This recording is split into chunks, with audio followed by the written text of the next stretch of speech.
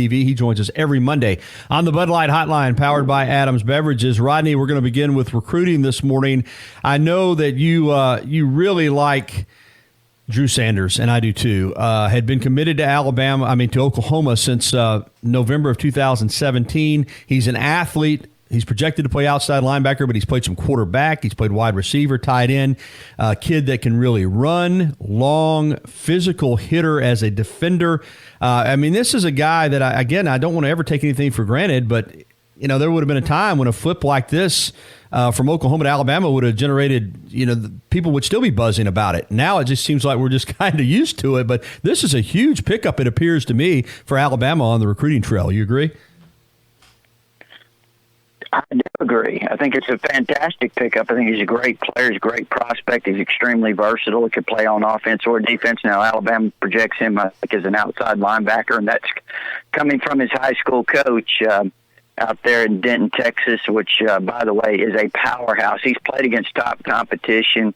They've had a great program at Ryan High School there in Denton, Texas for a long time. So as Coach Hennigan pointed out to me, he said, hey, this isn't the first outstanding player we've had, but this guy's unique. I mean, when you're talking about a kid 6'5", 225, Gary plays quarterback, he plays wide receiver, he plays tight end, he plays inside backer, he plays outside backer. He can do just about anything you want a player to do, especially on the high school level. But, again, I think he's projected as an outside linebacker on this level, guy that I think can be an outstanding pass rusher. Let me ask you this. Since he had been a long-time Oklahoma commitment, and Mike Stoops, the former Oklahoma defensive coordinator, now is on staff at Alabama as one of the analysts or consultants or whatever role he's in. Do you know if that was a factor at all in Sanders flipping from OU to UA?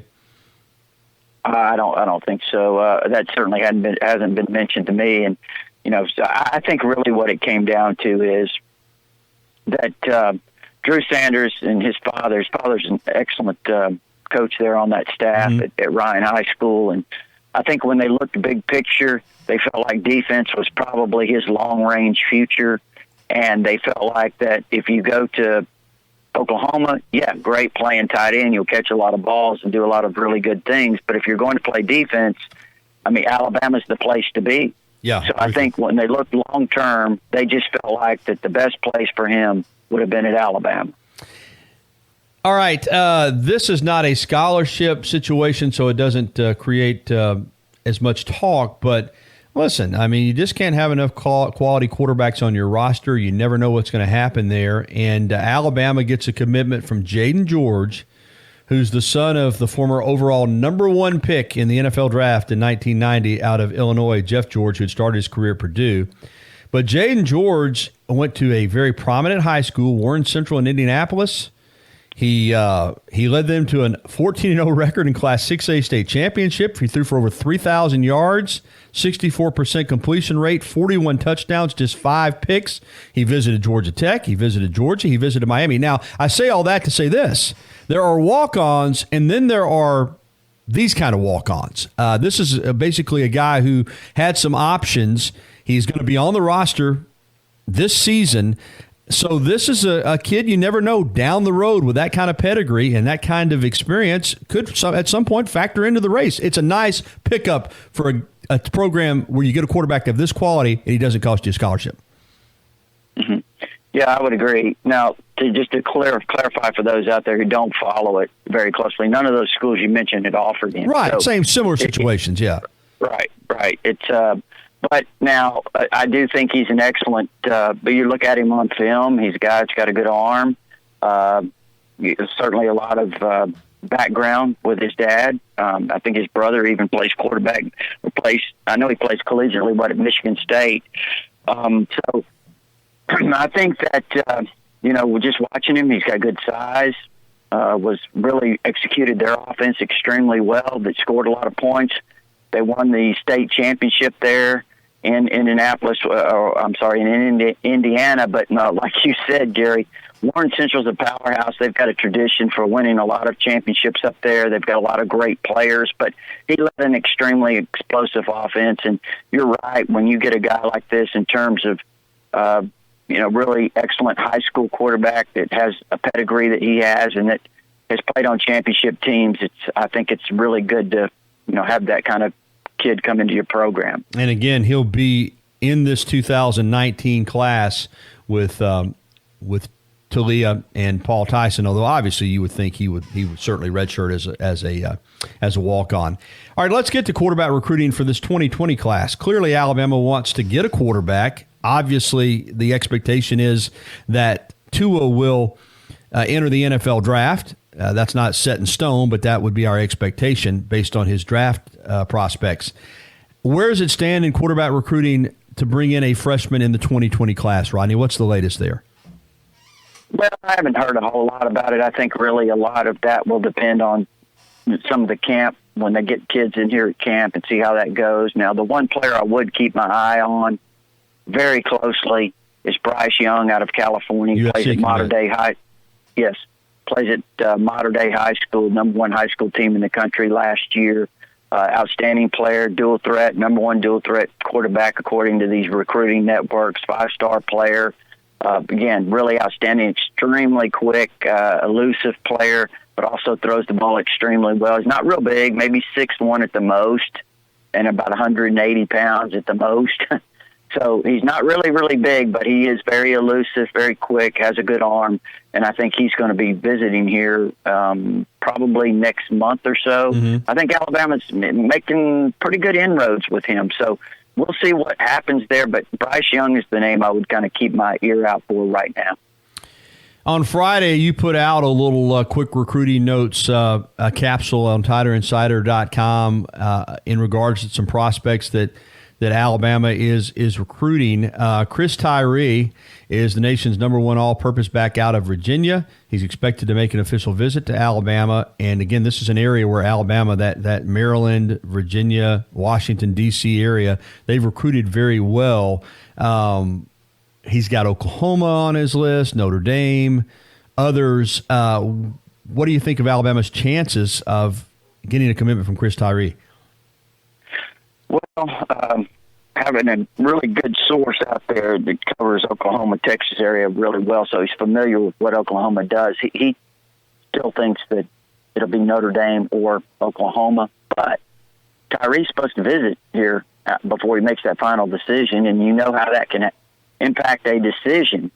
It can certainly sway a kid, especially when they get on campus, have an opportunity to be around the coaching staff, players, and see how the Alabama program kind of operates. And I think so if Tyree comes in on that visit, then anything can happen. Right now, I would say probably Notre Dame is generally considered the favorite, but Oklahoma's certainly pushed very strongly as well. Now, Oklahoma already has a top-notch back and has another one lined up to commit. So, we'll see what happens there.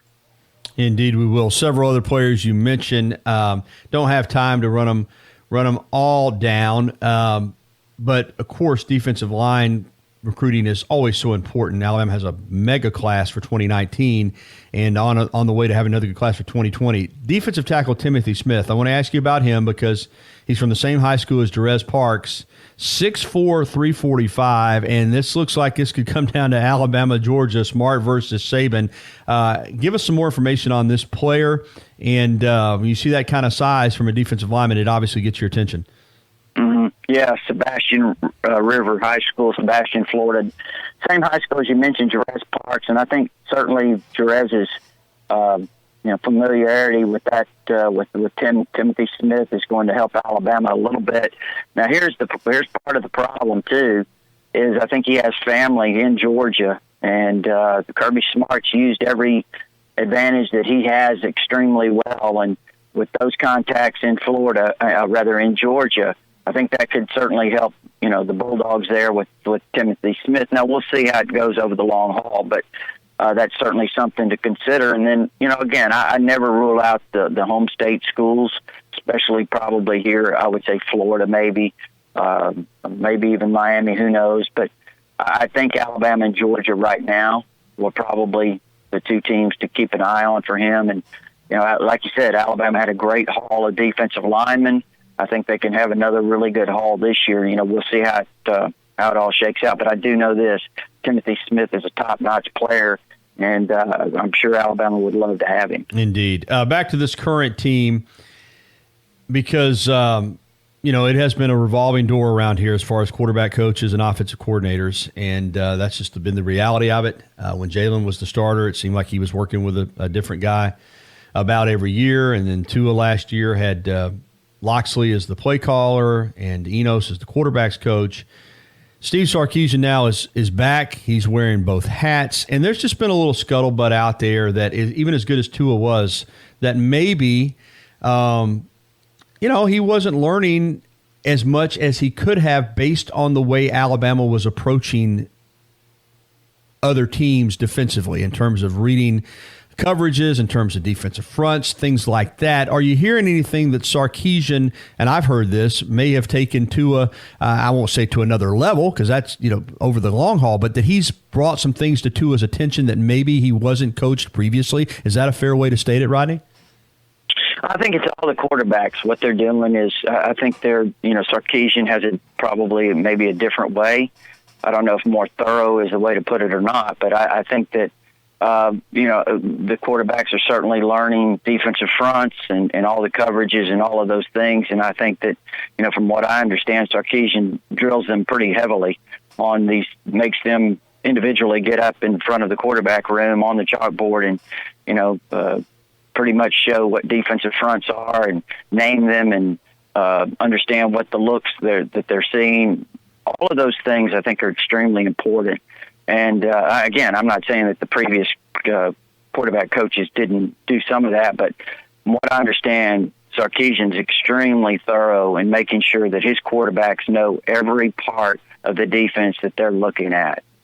2 years in the NFL as a play caller and offensive coordinator for the Atlanta Falcons. Rodney, it's fair, I think, to assume that Steve Sarkisian, although he was already viewed as a very good offensive coach, he's got to be a better coach now than he was when he left here. That's what I would think after 2 years in the NFL. He had to be subject to some different things and coaching at that level. I got to think that he's better now than he was when he left Alabama to go to Atlanta.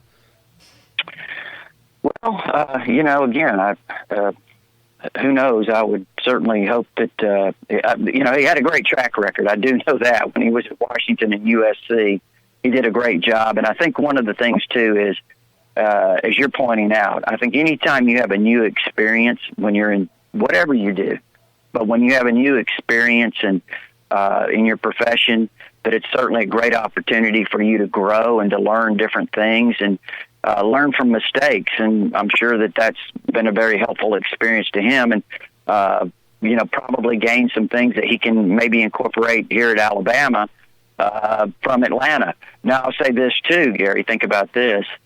Here's one thing.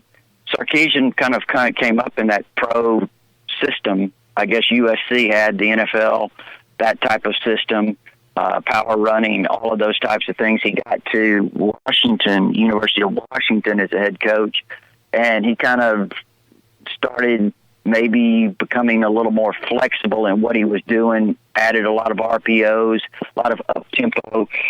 So he's a guy that certainly is open to doing new things, no question about that. But at the same time, when he was at Washington, for all these people, I hear people say, well, are we going to do, some of the things that they did at Washington? Are we going to get away from what exactly are we going to do? And I would think he certainly is going to do what his talent can do best, because when he was at Washington, yes, he had quarterbacks that could do different things. He added the RPOs, but he never really got away from the power running that he had in the past, that background.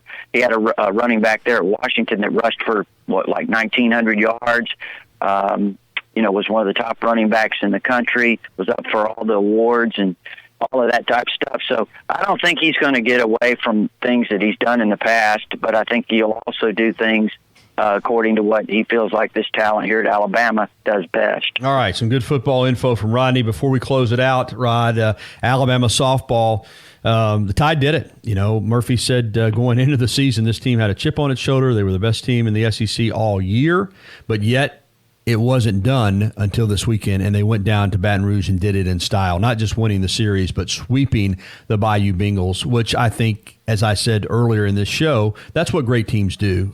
When they, there's some, it still wasn't done, still had some work to do, but they closed it out in style and left no doubt that for this season, they're the best team in the Southeastern Conference. And that's something to always, I think, cherish when you win an outright SEC championship. Yeah, pretty phenomenal. Pretty phenomenal. And, I know that we've talked on the show a few years ago that Alabama needed some more offensive punch and that to catch up back up with Florida and all of those types of things. And, there were some people that felt like that Bama may not catch back up with Florida, but here we are. And I was looking at some of the offensive numbers. One of the esteemed posters on TiderInsider had laid out, Gary, I wish I had it in front of me. I was trying to search for it real quickly. But, you may have the numbers. It's incredible what Alabama did offensively, the numbers they put up. Mm-hmm. They fell just one short behind LSU of leading the league in home runs in SEC play. It is really phenomenal what they did. And you combine that with the pitching they had, and they had improved defense, even though it was average defense, in terms of the fielding, but it was better than it was last year. But all of those things combined, they improved in almost every area.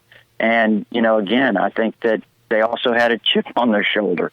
What were they picked, eighth in the SEC? Yep. Yeah.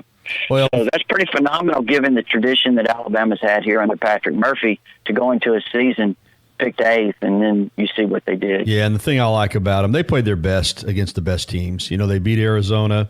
They beat Minnesota. They swept Florida in Gainesville. They swept Georgia at home. They swept LSU in Baton Rouge.